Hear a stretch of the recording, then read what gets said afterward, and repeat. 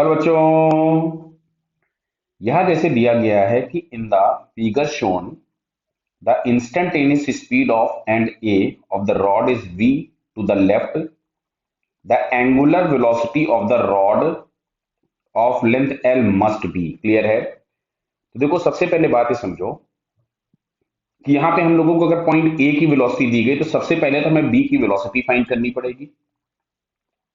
जैसे देखो इधर यहाँ पे दिया गया इसकी वेलोसिटी ए की टुवर्ड्स लेफ्ट है विद बी वी।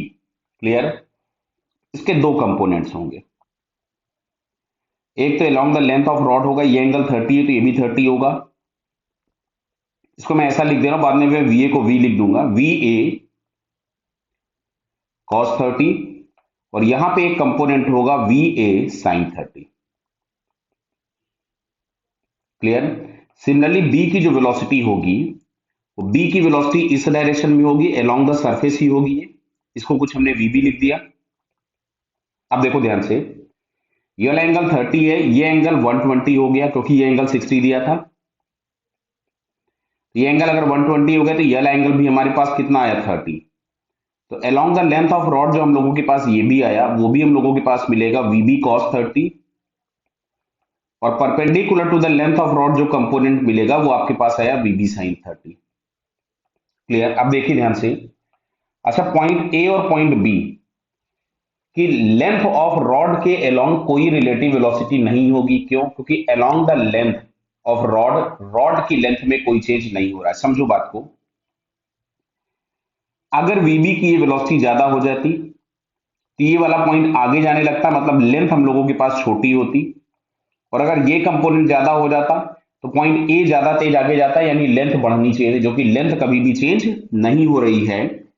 मतलब यहां से हम लोगों के पास आ रहा है v a cos 30 is equals to v b cos 30। तो यहां से वी ए की जगह मैंने वी लिख दिया, तो वी बी भी हम लोगों के पास किसके बराबर आ गया? बराबर। क्लियर है? वी के इक्वल हो जाएगा। अब सुनिए, अगर हम लोगों को रिलेटिव वेलोसिटी फाइंड करनी होती थी या एंगुलर वेलोसिटी फाइंड करनी होती थी, बेसिकली अगर हम बात करें तो एंगुलर वेलोसिटी के लिए, जैसे अगर ये रॉड है कोई भी और इसके दोनों पॉइंट्स मोशन में है, मान लो ये ए पॉइंट दिया था, ये बी दिया था, दोनों अगर मोशन में है तो हम लोग पहले निकालते थे velocity of a with respect to b, तो जो कि हम लोगों के पास मिलेगा v a minus v b बराबर है। फिर हम लोगों को अगर ओमेगा फाइंड करना होता था कि omega of a with respect to b, तो इसको हम लोग लिखते थे v of a with respect to b upon r. R मतलब दोनों के बीच का जो परपेंडिकुलर सेपरेशन है वो। क्लियर? तो अब अच्छा देखो, यहां से इसकी वेलोसिटी दिख रही है वी बी साइन 30 इस डायरेक्शन में, और इसकी वेलोसिटी दिख रही है वी ए साइन 30 इस डायरेक्शन में, और दोनों अपोजिट है। तो अगर दोनों अपोजिट है तो रिलेटिव वेलोसिटी ऐड हो जाएंगी। अच्छा, साइन 30 है मतलब इसको 1/2 लिख सकते हैं, और बी की वेलोसिटी भी वी आ गई थी। क्लियर है? तो इसका मैग्नीट्यूड भी v/2 इधर है, और ये वाला मैग्नीट्यूड भी v/2 इधर है, दोनों अपोजिट हैं।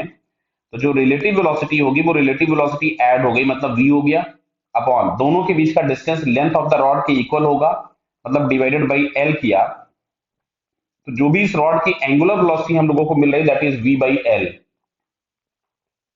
जो कि यहाँ पे सेकंड ऑप्शन में हमको दिया है। So it second answer is correct. Clear बेटा? Okay, all the best.